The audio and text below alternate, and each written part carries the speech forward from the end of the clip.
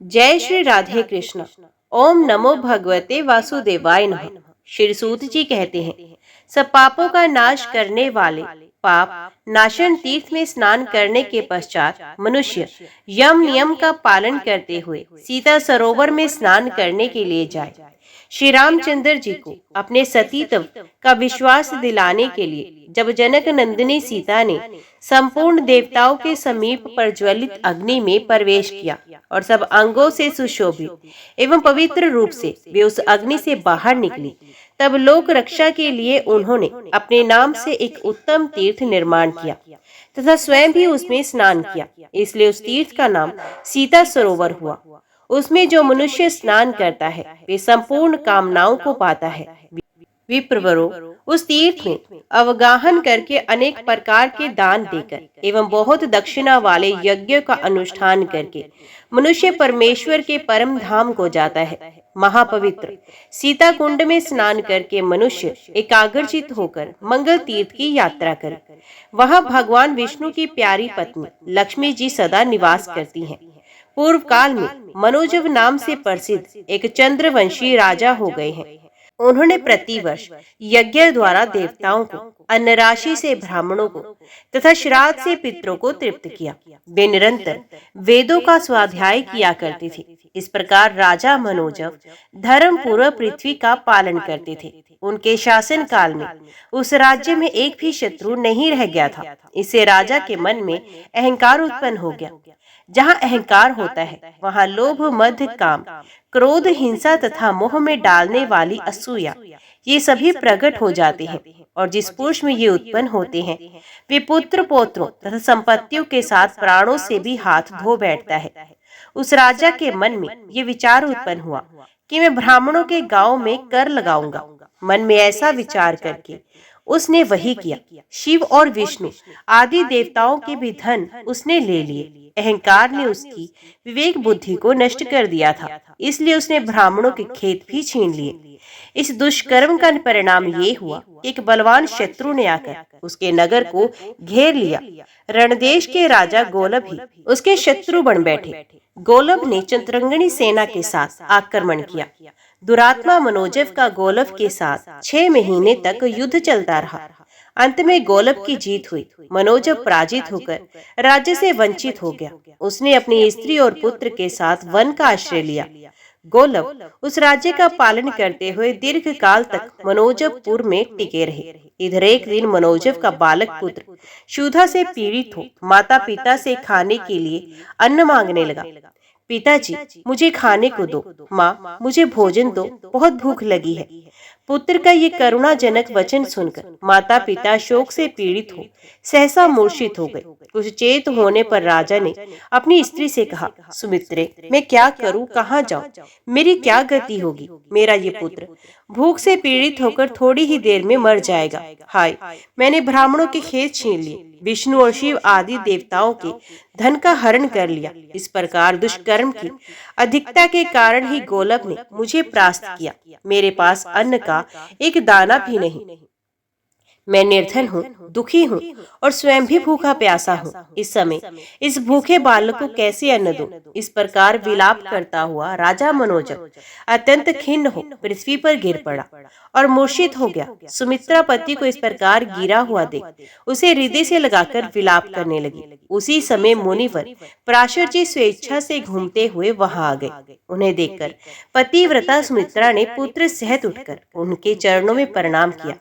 पराशर जी ने सुमित्रा को आश्वासन देते हुए पूछा, पुत्री, तुम कौन हो? ये कौन तुम्हारे आगे पड़ा हुआ है? ये बालक कौन है? पतिव्रता सुमित्रा बोली, मुनिश्रेष्ठ, ये मेरे पति हैं। हम दोनों से उत्पन्न ये चंद्रकांत हमारा पुत्र है। मेरे पति देव चंद्रवंशी राजा मनोजव हैं। ये विक्रम ढांडी के पुत्र हैं। मैं इनकी पतिव्रता पत्नी सुमित्रा हूँ। गोलब ने राजा मनोजव को युद्ध में परास्त किया है। ये राज्य से भ्रष्ट हो अवलंब शून्य होकर पत्नी और पुत्र के साथ इस भयंकर वन में चले आए हैं। यहाँ मेरे भूखे पुत्र ने हम दोनों से भोजन मांगा है। राजा अन्नहीन होने के कारण पुत्र को क्षुधा से व्याकुल देख शोक से मूर्छित होकर गिर पड़े हैं। रानी की ये बात सुनकर दयालु पराशर मुनि ने कहा, सुमित्रे, तुमको किसी प्रकार का भय नहीं होना चाहिए। अब तुम लोगों का अमंगल शीघ्र ही नष्ट होगा। यूं कहकर मंत्र जप करते हुए भगवान शंकर का ध्यान करके पराशर जी ने अपने हाथ से राजा का स्पर्श किया। महामुनि के हाथ का स्पर्श पाते ही राजा मनोजव मूर्छा त्याग कर सहसा उठकर बैठ गए और पराशर मुनि को प्रणाम करके हाथ जोड़कर बोले, हे मुने, आज आपके चरण कमलों के सेवन से मेरी मूर्छा शीघ्र ही दूर हो गई और मेरे सब पातकों का नाश भी हो गया। जो पुण्य आत्मा नहीं है उसको आपका दर्शन कदापि नहीं हो सकता। मुझे शत्रुओं ने अपने नगर से बाहर निकाल दिया। आप अपनी कृपा दृष्टि से देखकर मेरी रक्षा कीजिए। पराशर जी बोले, राजन, तुम्हें शत्रु पर विजय पाने के लिए मैं एक उपाय बताता हूँ। परम पुण्य में गंधमादन पर्वत पर जहाँ श्री रामचंद्र जी का परम पुण्यमय सेतु है, वहाँ सब ऐश्वर्य को देने वाला मंगल तीर्थ विद्यमान है। उस सरोवर में सब लोगों का उपकार करने के लिए रघुनाथ जी लक्ष्मी स्वरूपा सीता जी के साथ सदैव स्थित रहते हैं। तुम पुत्र और स्त्री सहित वहां जाकर भक्ति पूर्वक स्नान करो। उस तीर्थ के प्रभाव से तुम्हें शीघ्र ही सब प्रकार के मंगलों की प्राप्ति होगी और युद्ध में शत्रु को जीतकर उन्हें अपना राज्य प्राप्त करोगे। ऐसा कहकर राजा, रानी और बालक इन तीनों के साथ पराशर मुनि मंगल तीर्थ में स्नान के उद्देश्य से राम सेतु पर गए। वहां विधि पूर्वक संकल्प लेकर मुनि श्रेष्ठ पराशर ने स्वयं स्नान किया और राजा आदि से भी विधि पूर्वक स्नान कराया। राजा, रानी और राजकुमार ने वहां 3 महीने तक नियम पूर्वक स्नान किया। तत्पश्चात मुनि ने राजा को राम जी के एकाक्षर मंत्र का, जो सब अनर्थों का नाश करने वाला है, उपदेश दिया। राजा ने 40 दिनों तक विधि पूर्वक उस एकाक्षर मंत्र का जप किया। इस एक प्रकार के मंत्र जपते हुए राजा के आगे एक सुदृढ़ धनुष प्रकट हुआ। 2 अक्षय तरकश, सोने की मूठ वाली 2 तलवारें, एक ढाल, एक गदा, एक उत्तम मूषल, एक भयंकर शब्द करने वाला शंख, एक घोड़ों से जूता हुआ रथ, सारथी, पताका, अग्नि के समान प्रकाशमान, स्वर्ण में कवच, हार, केयूर, मुकुट और वल्य आदि आभूषण, सहस्रों दिव्य वस्त्र और दिव्य माला, ये सब वस्तुएं उस तीर्थ से प्रकट हुई। ये सब देखकर राजा ने मुनि से निवेदन किया। तब मुनि ने तीर्थ का जल लेकर उसे मंत्र से अभिमंत्रित करके उसके द्वारा राजा का अभिषेक किया। तदंतर राजा मनोजव कमर कसकर युद्ध के लिए तैयार हुए। उन्होंने कवच, खड्ग, धनुष और बाण धारण किया। हार, केयूर, मुकुट और कंकण आदि से विभूषित हो दिव्य वस्त्र धारण कर उस घोड़े जूते हुए रथ पर बैठ गए। महामुनि पराशर ने राजा को अंग रहस्य प्रयोग और उपसंहार की विधि के साथ ब्रह्मास्त्र आदि का उपदेश दिया। राजा ने रथ से उतरकर मुनि को प्रणाम किया और आशीर्वाद ले उनकी आज्ञा पाकर तथा उनकी परिक्रमा करके वे पत्नी और पुत्र के साथ विजय के लिए उस रथ पर आरूढ़ हुए। नगर में पहुंचकर राजा ने शंख बजाया। शंखनाद सुनकर गौलभ सेना के साथ युद्ध के लिए तुरंत ही बाहर निकला और मनोजव के साथ 3 दिनों तक युद्ध करता रहा। चौथे दिन मनोजव ने युद्ध में ब्रह्मास्त्र का प्रयोग करके सेना सहित गौलभ को नष्ट कर दिया। उसके बाद स्त्री और पुत्र सहित नगर में आकर राजा समूची पृथ्वी का पालन करने लगा। तब से उसने कभी अहंकार नहीं किया, असूया आदि दोषों को त्याग दिया, अहिंसा, इंद्रिय संयम और धर्म में सदा तत्पर रहने लगा। इस प्रकार सहस्रों वर्षों तक राजा ने पृथ्वी का पालन किया। फिर विरक्त होकर अपने पुत्र को राज्य दे वे गंधमादन पर्वत पर मंगल तीर्थ पर चला गया। हृदय में भगवान सदाशिव का ध्यान करते हुए तपस्या में संलग्न हो गया। तदंतर थोड़े ही समय में शरीर त्याग कर मनोजव ने उस तीर्थ के महात्म्य से शिवलोक को प्रस्थान किया।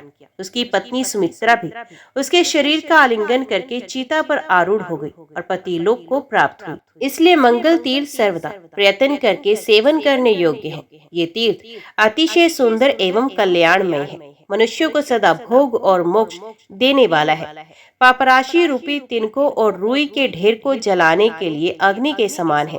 इसका मोक्ष के लिए सब लोग सेवन करो। श्री सूत जी कहते हैं, मंगल नामक महातीर्थ में स्नान करके पाप रहित हुआ मनुष्य एकांतरमनाथ नामक उत्तम क्षेत्र में जाए। वहाँ समस्त लोगों पर अनुग्रह करने की इच्छा से जगदीश्वर भगवान श्री रामचंद्र जी, सीता, लक्ष्मण तथा हनुमान आदि वानरों के साथ सदा निवास करते हैं।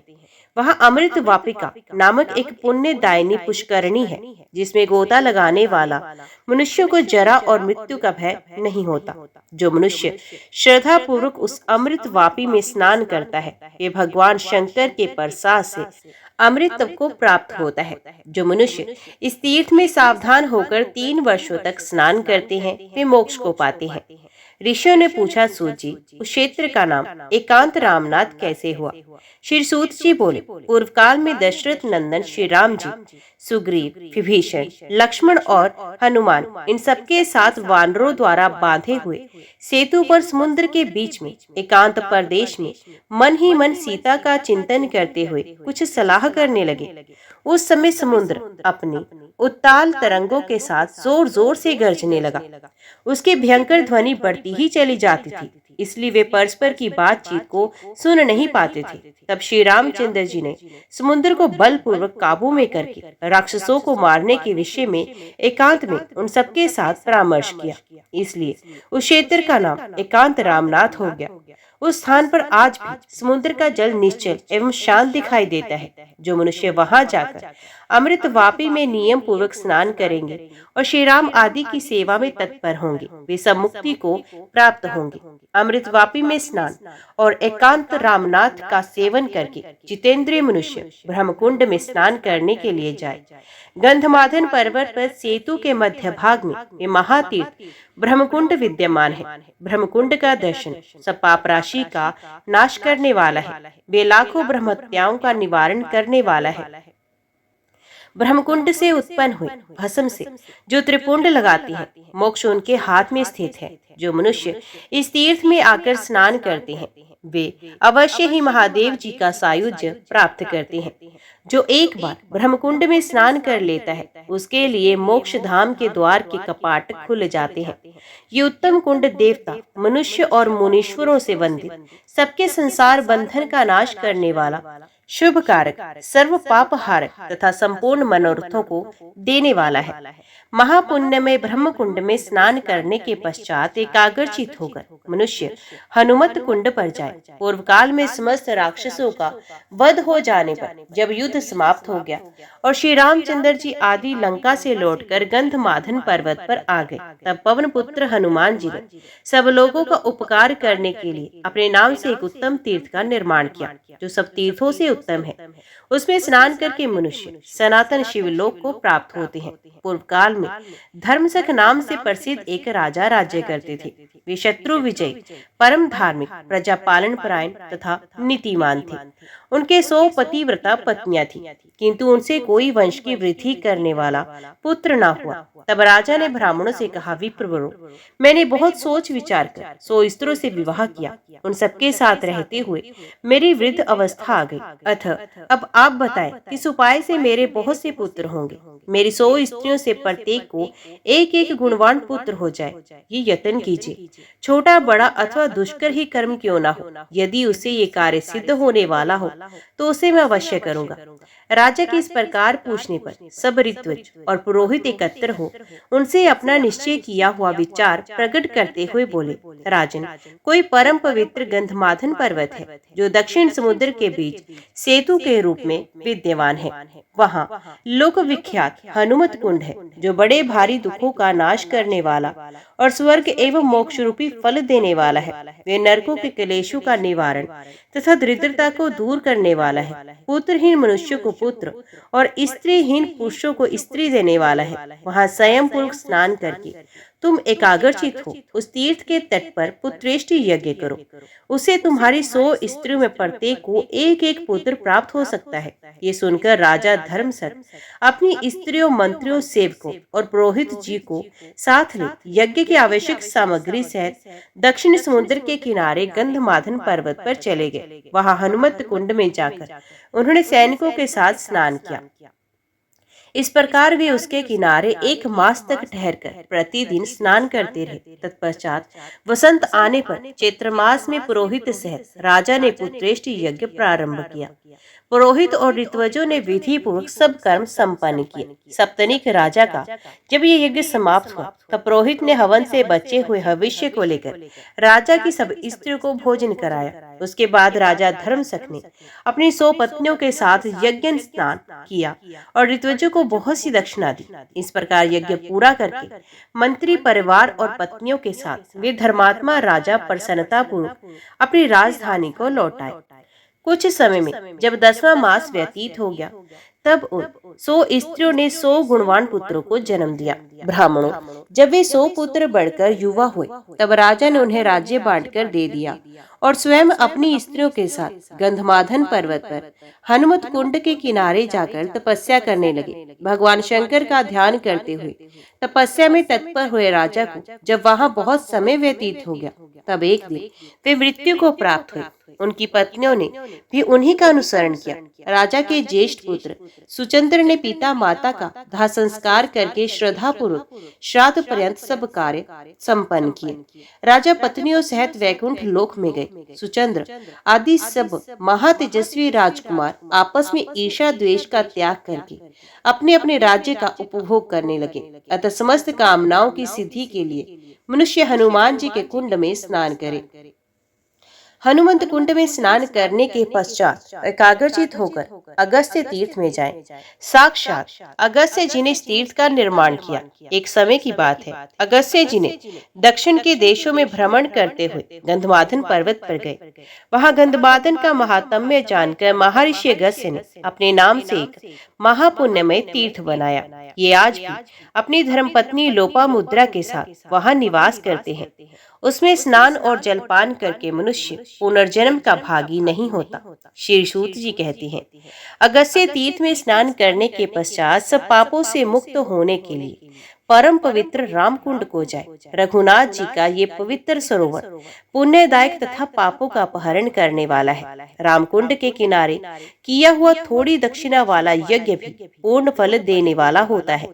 इसी प्रकार स्वाध्याय और जप भी थोड़ा भी हो तो वहाँ पूर्ण फलद होता है। रामकुंड के किनारे मुट्ठी भर अन्न भी यदि वैदज्ञ ब्राह्मण को दिया जाए तो वे अनंत गुना फल देने वाला होता है। विप्रवरों, मुनिवर अगस्त्य के शिष्य एक मुनि थे जो अपने मन और इंद्रियों को संयम में रखते थे। उनका नाम सुतीक्ष्ण था। वे भगवान श्री राम के चरणारविंदों का चिंतन करते हुए रामकुंड के तट पर अत्यंत दुष्कर तपस्या करने लगे। प्रतिदिन श्री रामचंद्र जी के षडाक्षर मंत्र इस मंत्र राज का 5000 जप करते थे। आलस्य छोड़कर रघुनाथ सरोवर के जल में स्नान करते, भिक्षा के अन्न का नियम पूर्वक आहार करते तथा क्रोध को काबू में और इंद्रियों को वश में रखते थे। इस प्रकार उनका बहुत समय व्यतीत हो गया। एक दिन सुतीक्ष्ण जी सीता सहित श्री राम का हृदय में ध्यान करते हुए भक्ति पूर्वक उनकी स्तुति करने लगे। सुतीक्ष्ण बोले, जानकीनाथ, आपको नमस्कार है। विश्वामित्र के यज्ञ की रक्षा का व्रत लेने वाले श्री राम, आपको नमस्कार है। कौशल्यानंदन, आपको नमस्कार है। विश्वामित्र जी के परम प्रिय, आपको प्रणाम है। शिव धनुष को भंग करने वाले रघुवीर, आपको नमस्कार है। दशरथ नंदन विष्णु, आप परशुराम जी को जीतने वाले हैं, आपको प्रणाम है। समुद्र के गर्भ को हरने वाले और उसमें सेतु निर्माण करने वाले, आपको प्रणाम है। इस प्रकार सुतीक्ष्ण जी श्री रामचंद्र जी में चित्त लगाकर प्रतिदिन उनकी स्तुति करते हुए समय बिताते थे। सदा श्री राम के षडाक्षर मंत्र का जप, उनकी स्तुति और रामकुंड में स्नान आदि करते हुए उनके श्री रामचंद्र जी में अत्यंत निर्मल एवं निश्चल भक्ति हो गई।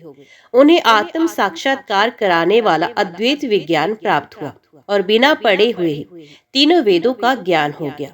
बिना सुनी हुई बातों का भी जान लेना, दूसरे के शरीर में प्रवेश करना, आकाश में विचरण करना, समस्त कलाओं में निपुण हो जाना, जो शास्त्र कभी न सुने हो उन्हें भी बिना गुरु के ही ज्ञान हो जाना, सब लोगों में बेरोक टोक आना जाना, इंद्रियातीत विषयों का भी साक्षात्कार होना, देवताओं से वार्तालाप होना, चींटी आदि जंतुओं की भी बातें समझ लेना तथा ब्रह्मा विष्णु और शिव के लोकों में भी चले जाना आदि जो योगियों को प्राप्त होने वाले एवं अन्यान्य दुर्लभ सिद्धियां हैं, वे सभी श्री राम तीर्थ के सेवन से सुतीक्ष्ण जी को प्राप्त हो गई। उस तीर्थ का ऐसा ही प्रभाव है, वे बड़े बड़े पातकों का नाश करने वाला है, उसके द्वारा बड़ी बड़ी सिद्धियां प्राप्त होती हैं।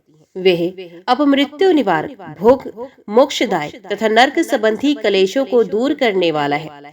वे तीर्थ सदा श्री रामचंद्र जी की भक्ति देने वाला तथा संसार बंधन का नाश करने वाला है। राम तीर्थ के तट पर समस्त लोगों पर अनुग्रह की इच्छा से महान शिवलिंग प्रकट हुआ है।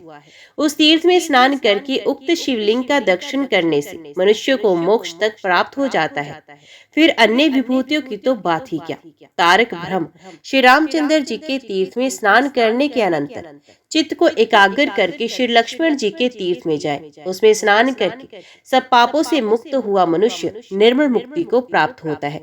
लक्ष्मण तीर्थ के तट पर जो उनके मंत्र का जप करता है, वे सब शास्त्रों का विद्वान और चारों वेदों का ज्ञाता होता है। उसके तट पर लक्ष्मण जी ने महान शिवलिंग की स्थापना की है। जो उस तीर्थ में स्नान करके लक्ष्मेश्वर का सेवन करता है, वे संसार में दरिद्रता, रोग और संसार बंधन से मुक्त हो जाता है। लक्ष्मण जी के महान तीर्थ में स्नान करके अपने चित्त की शुद्धि के लिए जटा तीर्थ में जाना चाहिए। पूर्व काल में साक्षात भगवान शंकर ने गंधमादन पर्वत पर सबके उपकार के लिए इस अज्ञान नाशक तीर्थ को प्रकट किया है। रावण के मारे जाने पर धर्मात्मा भगवान श्री रामचंद्र जी ने जिस जल में अपनी जटा को धोया था, वही जटा तीर्थ कहलाता है। उसमें स्नान करने वाले मनुष्यों के अंतकरण की शुद्धि हो जाती है, उससे ज्ञान होता है और उस ज्ञान से मनुष्य मोक्ष को पाता है। वे अखंड सच्चिदानंद स्वरूप से स्थित होता है। पूर्व काल में मुनि श्रेष्ठ व्यास जी को प्रणाम करके सुखदेव जी ने पूछा, तात, जिससे अंतकरण की शुद्धि, अज्ञान का नाश, ज्ञान का उदय और अंत में सनातन मुक्ति प्राप्त हो, वे उपाय मुझे बताइए। व्यास जी बोले, बेटा सुखदेव, महापुण्य में गंधमादन पर्वत पर जो राम सेतु है, वहाँ सब पापों का नाश करने वाला जटा तीर्थ है।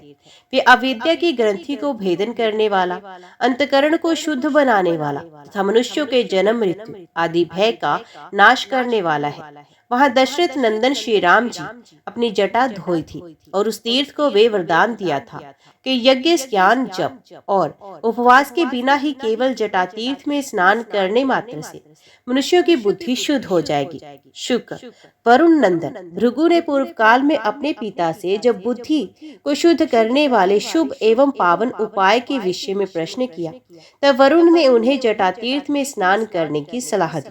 पिता के कहने से भृगु जी जटा तीर्थ में गए और वहां स्नान करने से उनकी बुद्धि शुद्ध हो गई। तत्पश्चात वे अद्वैत बोध प्राप्त करके अखंड सच्चिदानंद स्वरूप पूर्णतम परमात्म रूप में स्थित हो गए।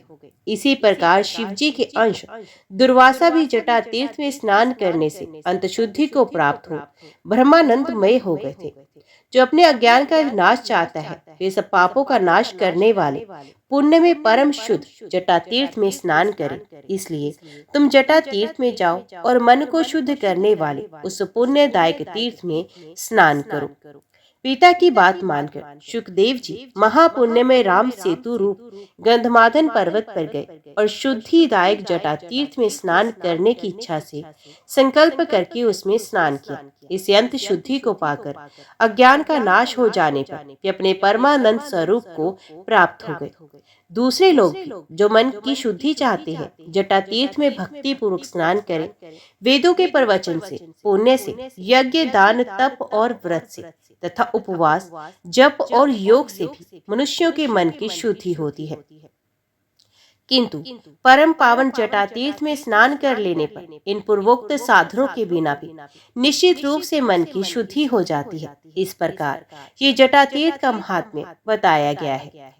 श्री सूत जी कहते हैं, सब पातकों का नाश करने वाले जटा तीर्थ में स्नान करके विशुद्ध चित्त वाला पुरुष लक्ष्मी तीर्थ को जाए। जो कामना मन में रखकर मनुष्य लक्ष्मी तीर्थ में स्नान करता है, वे सब प्राप्त कर लेता है। लक्ष्मी तीर्थ बड़ी भारी दरिद्रता की शांति करने वाला, महान धन धान्य की समृद्धि देने वाला, बड़े बड़े दुखों का नाश करने वाला और महान वैभव को बढ़ाने वाला है।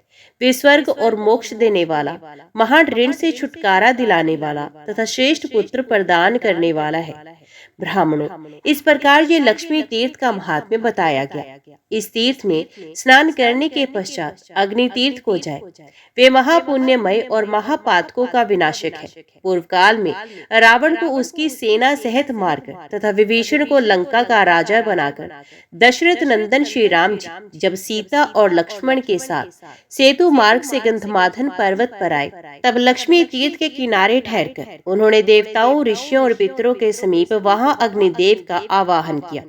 तब लक्ष्मी तीर्थ से कुछ दूर पर अग्निदेव महासागर से ऊपर उठे और मानव रूपधारी श्री रघुनाथ जी को देखकर इस प्रकार बोले, राम, राक्षसों को भय देने वाले महाबाहु श्री राम, आपने जो रावण का वध किया है वे जानकी जी को पातिव्रत्य धर्म के बल से ही संभव हुआ है। ये बात सत्य है, सत्य है, सत्य है। ये साक्षात जगन माता लक्ष्मी है। इन्होंने लीला के लिए मानव शरीर धारण किया है। जब आप देव शरीर में स्थित होते हैं तब ये भी दिव्य देह से आपकी सेवा करती हैं। आपने मानव शरीर धारण किया, इसलिए ये भी मानव कन्या के रूप में प्रकट हुई। आप भगवान विष्णु के शरीर के अनुरूप ही ये भी शरीर धारण करती हैं। जगत स्वामी, देवाधिदेव जनार्दन, आप जब जब अवतार धारण करते हैं तब तब ये आपकी सहायिका होती हैं। जब आप भृगु नंदन परशुराम के रूप में अवतीर्ण हुए थे तब ये धरणी नाम से प्रकट हुई थी। इस समय आपके साथ ये जनक नंदनी सीता के रूप में प्रकट हुई हैं और भविष्य में जब आप श्री कृष्ण अवतार लेंगे तब ये रुक्मणी होंगी। इसी प्रकार अन्य अवतारों में भी ये आपकी सहायिका होती हैं। अतः रघुनंदन, आप मेरे कहने से इन्हें आदर पूर्वक ग्रहण करें। अग्नि का ये वचन सुनकर देवताओं और महर्षियों ने दशरथ नंदन श्री राम तथा जनक नंदिनी सीता की बार बार प्रशंसा की। श्री रामचंद्र जी ने अग्नि के साक्षी देने से परम निर्मल सती साध्वी सीता को ग्रहण किया। जिस स्थान पर अग्नि देव प्रकट हुए उसी को अग्नि तीर्थ समझो। अग्नि के प्रकट होने से ही उसका नाम अग्नि तीर्थ हुआ। उस मोक्षदायक तीर्थ में भक्ति पूर्वक स्नान करके मनुष्य उपवास पूर्वक वेद वेत्ता ब्राह्मणों को भोजन कराए, उन्हें वस्त्र और धन दे। ऐसा करने से वे सब पापों से मुक्त हो भगवान विष्णु का सायुज्य प्राप्त करता है। पूर्व काल की बात है, पाटिलपुत्र में पशुमान नामक एक वैश्य रहते थे। वे सदा धर्म में तत्पर और ब्राह्मणों की सेवा में संलग्न रहा करते थे। सदा कृषि और गौरक्षा करते हुए पशुमान बाजार की गलियों में धर्मत, स्वर्ण आदि का विक्रय किया करते थे। उनके 3 स्त्रियां थी जो सदा पति की सेवा में लगी रहती थी। उन तीनों स्त्रियों में सुपन्य आदि 8 पुत्र उत्पन्न हुए। वे जब 5 वर्ष के हो गए तब उन्हें कर्तव्य की शिक्षा दी जाने लगी। वे धीरे धीरे खेती, गोरक्षा और व्यापार का काम भली भांति सीख गए।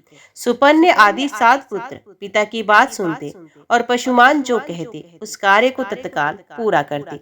उन्होंने सोने के कारोबार में अत्यंत कुशलता प्राप्त की, किंतु वैश्य का 8वां पुत्र दुष्पन्य बचपन से ही खोटे मार्ग पर चलने लगा। वे पिता की बात नहीं सुनता था। दुष्पन्य बाल्यकाल से ही बालकों को सताया करता था। पशुमान ने उसे दुष्कर्म परायण देखकर भी ये नादान है ऐसा कहकर उसकी उपेक्षा कर दी। तदंतर वैश्य के 8 पुत्र युवावस्था को प्राप्त हुए। 8वां पुत्र दुष्पन्य नगर के बालकों को दोनों हाथों में पकड़ लेता और कुआं, नदी या तालाब में फेंक देता था। उसके इस दुष्चरित्र को कोई नहीं जानता था। जल में उनका शव देखकर लोग उसका संस्कार करते थे। तब पूर्ववासियों ने आकर राजा से ये वृतांत निवेदन किया। उनका वचन सुनकर राजा ने ग्राम रक्षकों को बुलाया और ये आज्ञा दी, बालकों की मृत्यु का क्या कारण है इसका पता लगाओ। ग्राम रक्षक बालकों के मारे जाने का रहस्य का पता लगाने लगे, किंतु बहुत खोज करने पर भी उन्हें उस बालक घातक का पता नहीं लगा। वे डरते हुए राजा के पास गए और बोले, महाराज, हम बहुत खोज करने पर भी ये ना जान सके कि कौन इस नगर में रहकर निरंतर बालकों की हत्या करता है। तदंतर किस इसी समय वे वैश्य बालक अन्य 5 बालकों के साथ कमल निकालकर ले आने के बहाने सरोवर के निकट गया।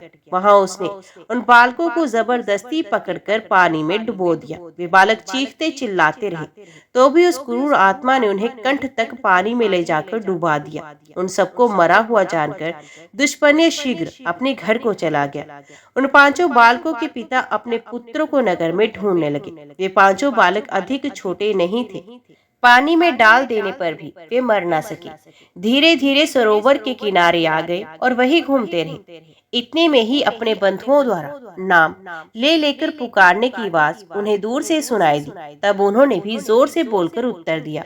बालकों की आवाज सुनकर उनके पिता सरोवर के तट पर गए। वहां उन्हें जीवित देखकर उन सबको बड़ा हर्ष हुआ। फिर पिता आदि ने पूछा, तुम्हारी ये दशा कैसे हुई और क्यों हुई? तब बालकों ने दुष्पन्ने के उस दुष्कर्म का वृत्तांत अपने बंधुओं को कह सुनाया। ये बात जानकर पुरवासियों ने राजा को इसकी सूचना दी। राजा ने पशुमान को बुलाकर कहा, पशुमन, ये नगर बहुत से बालकों से भरा पूरा रहा है, किंतु तुम्हारे दुरात्मा पुत्र ने इसे प्राय सूना कर दिया। अभी अभी इन बालकों को उसने जल में डुबो दिया था, परंतु देवयोग से ये जीवित निकल आए हैं। बताओ इस समय क्या करना चाहिए? मैं तुम्ही से पूछता हूँ, क्योंकि तुम सदा धर्म में तत्पर रहे हो। राजा के ऐसा कहने पर धर्मज्ञ पशुमान ने कहा, राजन, जिसने सारे नगर को सूना कर दिया वे वध के ही योग्य है। इस विषय में कुछ पूछने की क्या बात है? ये अत्यंत पापात्मा मेरा पुत्र नहीं, शत्रु ही है, जिसने इस नगर को बालकों से खाली कर दिया।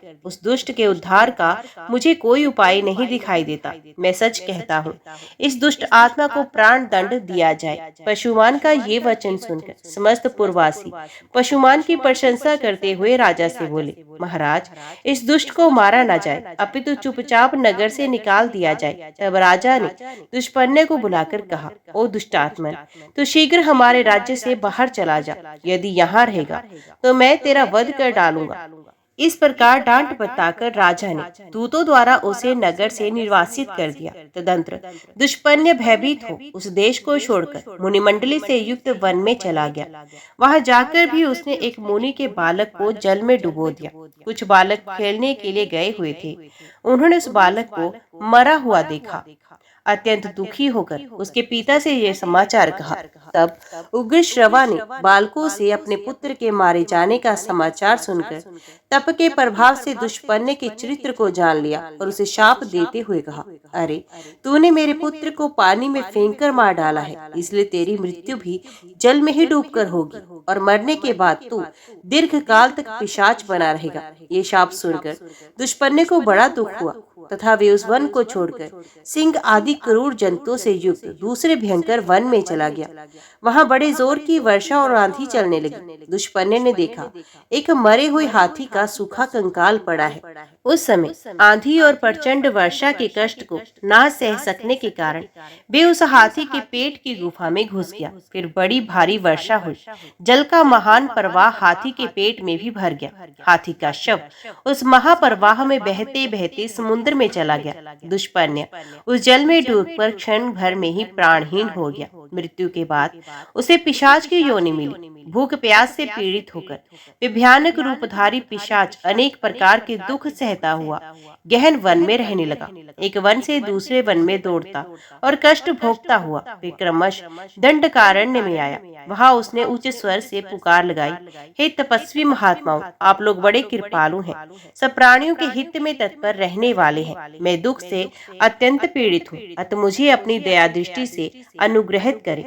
पूर्व काल में मैं पाटिल पुत्र नगर में पशुमान का पुत्र दुष्पन्य नामक वैश्य था।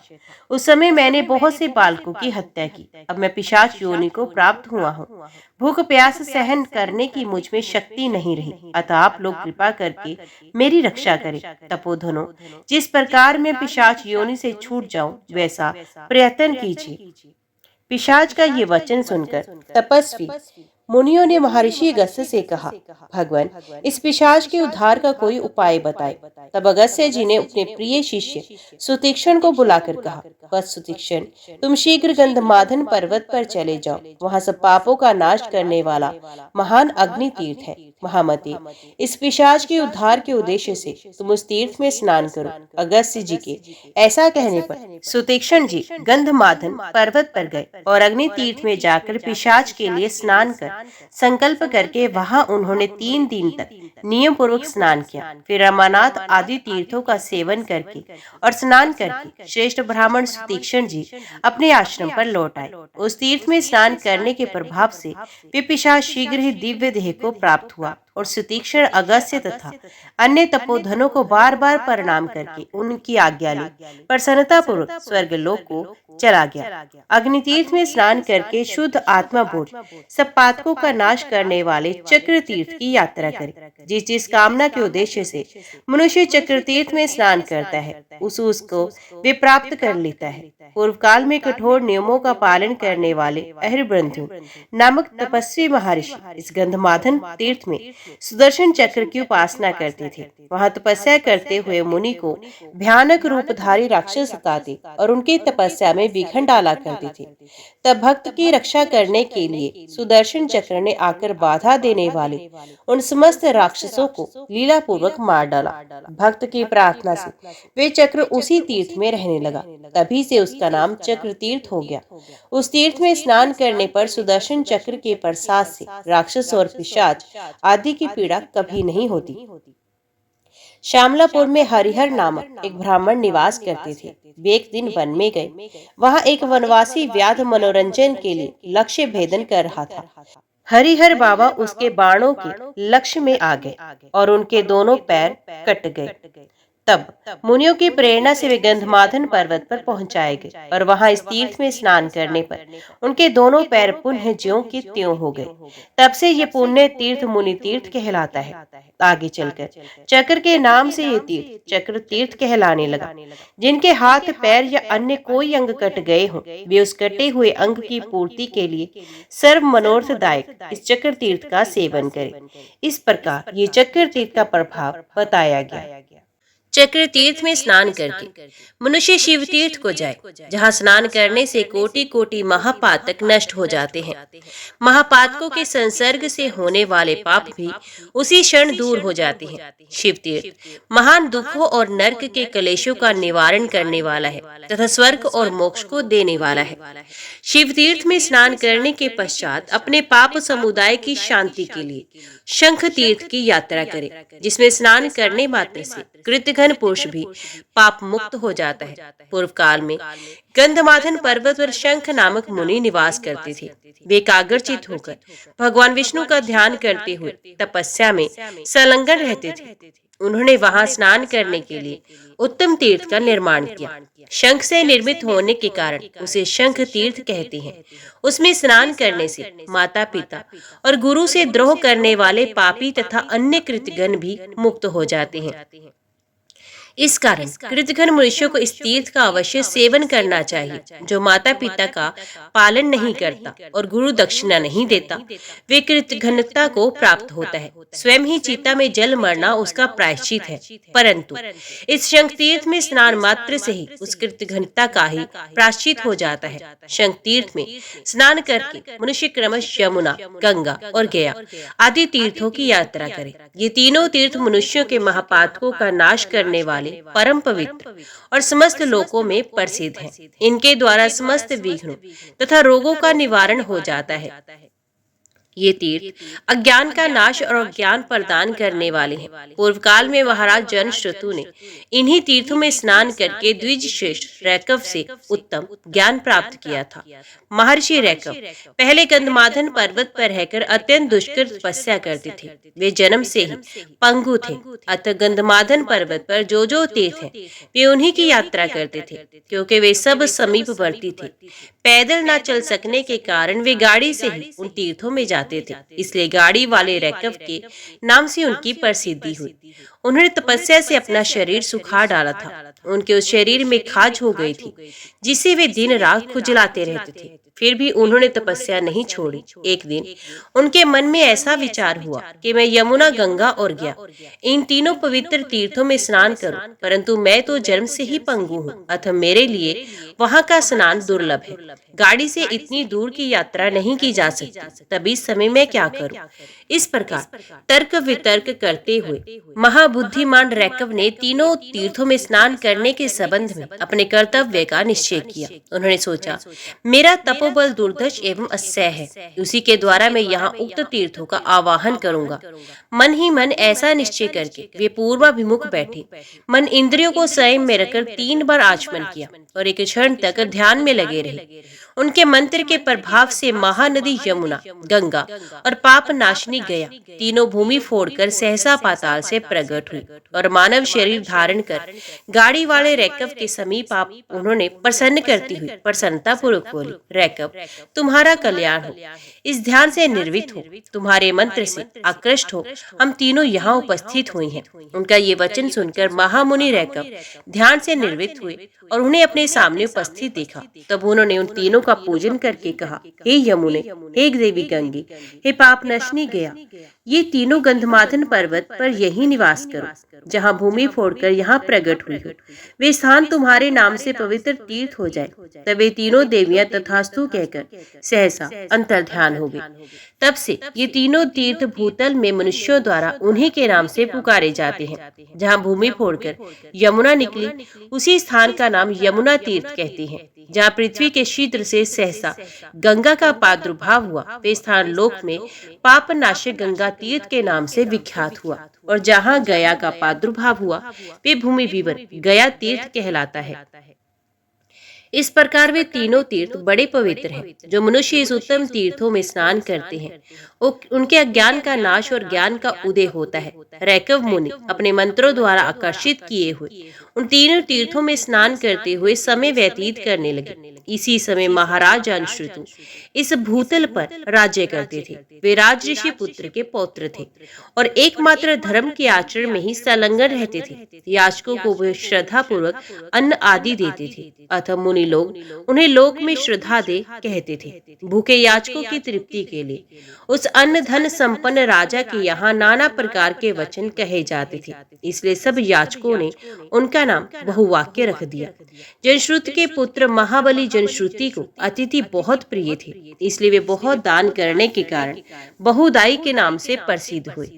नगरों में, राज्य में, गांवों और जंगलों में, चौराहों पर तथा सभी बड़े बड़े मार्गों में उनकी ओर से खाने पीने की बहुत सामग्री प्रस्तुत रहती थी। अतिथियों की तृप्ति के लिए वे अन्न, पान, दाल, साग आदि उत्तम भोजन की व्यवस्था रखते थे। उस पौत्रायण राजा के पुत्र गुणों से महाभाग देवऋषि बहुत संतुष्ट हुए। उन सबके मन में राजा के ऊपर कृपा करने की इच्छा हुई। एक दिन राजा जनश्रुति गर्मी की रात में अपने महल के भीतर खिड़की के पास सो रहे थे। उसी समय देवऋषिगण हंस का रूप धारण करके एक पंक्ति में आकाश मार्ग में उड़ते हुए आए और राजा के ऊपर होकर जाने लगे। उस समय बड़े वेग से उड़ते हुए एक हंस ने आगे जाने वाले हंस को संबोधित करते हुए राजा को सुनाते हुए उपहास पूर्वक कहा, भल्लाक्ष, अरे ओ भल्लाक्ष, क्या आगे आगे जाता हुआ तू अंधों की नाई देखता नहीं है कि आगे पूजने राजा जानश्रुति विराजमान है। यदि तू राजऋषि को लांघकर ऊपर जाएगा तो उनका तेज इस समय तुझे जलाकर भस्म कर देगा। ऐसा कहते हुए उस हंस को आगे जाने वाले हंस ने उत्तर दिया, अहो, तुम तो बड़े ज्ञानी हो, विद्वानों के द्वारा भी प्रशंसनीय हो, तथापि इस तुच्छ मनुष्य की इतनी प्रशंसा क्यों करते हो? ये धर्मों के रहस्य को नहीं जानता, जैसे कि ब्राह्मणों में श्रेष्ठ गाड़ी वाले रैकव मुनि जानते हैं। इस राजा का तेज उनके समान नहीं है। रैकव की पुण्य राशियों की संख्या नहीं हो सकती। पृथ्वी के धूलिकण गिने जा सकते हैं, आकाश के नक्षत्र भी गणना में आ सकते हैं, परंतु रैकव मुनि के महामेरु सदृश पुण्य पुंजों की गणना नहीं की जा सकती। राजा जानश्रुति में तो वैसा धर्म ही नहीं, फिर वे ज्ञान वैभव कहाँ से हो सकता है? अतः इस तुच्छ मनुष्य की चर्चा छोड़कर उस गाड़ी वाले रैकव मुनि की प्रशंसा करो। उन्होंने जन्म से पंगु होकर भी स्नान करने की इच्छा से मंत्र द्वारा यमुना, गंगा और गया को भी अपने आश्रम के समीप बुला लिया है। आगे जाने वाले हंस जब ऐसा कहकर चुप हो गया, तब वे हंस रूपधारी देव ऋषि पुनः ब्रह्मलोक को चले गए। तदंतर पौत्रायण राजा जानश्रुति रैकव मुनि को उन्नति की चरम सीमा पर पहुंचे हुए सुनकर बहुत उदास हो गए और बारंबार लंबी सांस खींचते हुए विचार करने लगे। उस हंस ने रैकव को ऊंचा बताते हुए मुझे तुच्छ कहा था। अहो, रैकव की कैसी महिमा है। अब मैं संसार तथा समूचे राज्य को छोड़कर गाड़ी वाले महात्मा रैकव की शरण में जाता हूँ। वे कृपा निधान मुनि अपनी शरण में आए हुए मुझे अपनाकर आत्मज्ञान का उपदेश देंगे।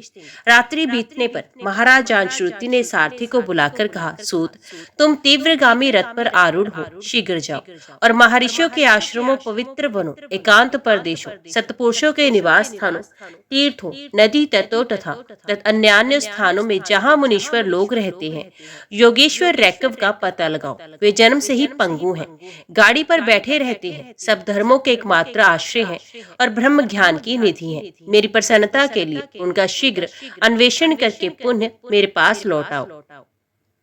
बहुत अच्छा कहकर सारथी वेगवान रथ पर बैठकर नगर से बाहर निकला। उसने ब्रह्म ज्ञानी रैकव मुनि के सर्वत्र खोज की। अनेकों स्थानों में ढूंढने के पश्चात विक्रमश महर्षियों से भरे हुए गंधमादन पर्वत पर गया। वहां खोजते खाजते उसने मुनीश्वर रैकव को देखा, जो गाड़ी पर बैठकर अपनी खाज खुजला रहे थे। वे कला रहित अद्वैत ब्रह्म के चिंतन में संलग्न थे। गाड़ी सहित उस महामुनि को देखकर सारथी ने पहचान लिया कि यही रैकव है। तब उनके पास जाकर उसने प्रणाम किया और उनके समीप बैठकर विनय पूर्वक पूछा, ब्राह्मण, क्या आप ही गाड़ी वाले रैकव नाम से विख्यात हैं? तो मुनि बोले, हाँ, मैं ही गाड़ी वाला रैकव हूँ। मुनि का ये वचन सुनकर सारथी गंधमादन पर्वत से लौटा और राजा के पास पहुंचकर उसने सब समाचार निवेदन किया। तब राजा जानश्रुति 600 गोए, धन और स्वर्ण मुद्राएं का भार और खच्चरियों सहित जूता हुआ रथ अपने साथ लेकर शीघ्रता पूर्वक रैकव मुनि के समीप चले। वहां पहुंचकर राजा ने रैकव से कहा, भगवान, मेरी दी हुई ये सब वस्तुएं स्वीकार कीजिए। इन सबको लेकर मेरे लिए अद्वैत ब्रह्म ज्ञान का उपदेश कीजिए। तब गाड़ी वाले रैकव ने राजा जानश्रुति को इस प्रकार उत्तर दिया, राजन, ये गोई, ये सोने का भार और ये रथ अब सब तुम्हारे ही पास रहे। मैं तो बहुत कल्पों तक जीवित रहने वाला हूँ। इस धन के द्वारा मेरा कौन सा लाभ होगा? रैकव का ये वचन सुनकर जानश्रुति ने कहा, ब्राह्मण, आपके द्वारा उपदेश किए जाने वाले ब्रह्म ज्ञान का मूल्य नहीं है। आप ये गाय, धन और रथ ग्रहण करें या ना करें, किंतु मुझे निष्कल अद्वैत ब्रह्म ज्ञान का उपदेश अवश्य करें। रैकव बोले, जिसका संसार में वैराग्य हो और जिसके पुण्य पाप रूप प्रारब्ध का विनाश हो जाए, वही ज्ञान के उपदेश का भागी है। यद्यपि तुम्हें संसार से वैराग्य हो गया है, तथापि अभी तुम्हारे पुण्य पापों का विनाश नहीं हुआ है। यहाँ पर 3 पवित्र तीर्थ हैं जो समस्त मनोवांछित फलों को देने वाले हैं। उनके नाम हैं यमुना तीर्थ, गंगा तीर्थ और गया तीर्थ। इन तीनों में तुम शीघ्र स्नान करो, इससे तुम्हारे सब प्रारब्ध कर्मों का क्षय हो जाएगा और अंतकरण शुद्ध होगा। तब मैं तुमको ज्ञान का उपदेश करूंगा। रैकव मुनि के ऐसा कहने पर राजा के नेत्र हर्ष से खिल उठे। उन्होंने शीघ्रता पूर्वक तीनों तीर्थों में स्नान किया और स्नान मात्र से उनका चित्त शुद्ध हो गया। तब वे अपने गुरु रैकव मुनि के पास आए। रैकव ने जानश्रुति को कृपा पूर्वक ज्ञान का उपदेश दिया। उपदेश प्राप्त होने पर राजा अबाधित अनुभव से संपन्न हो योगी रैकव के प्रसाद से ब्रह्म भाव को प्राप्त हो गए। जय श्री राधे कृष्ण। ओम नमो भगवते वासुदेवाय नमः। आज की वीडियो में इतना ही। उम्मीद करती हूँ वीडियो आपको पसंद आई होगी। वीडियो पसंद आई हो तो वीडियो को लाइक और चैनल को सब्सक्राइब जरूर कीजिएगा। जय श्री हरि लिखकर कमेंट बॉक्स में अपनी हाजिरी और अपने सुझाव देना ना भूलेगा। तो मिलते हैं अगली कथा अगले अध्याय के साथ। तब तक के लिए देखते व सुनते रहिए। जय मां कंजक, जय माता दी।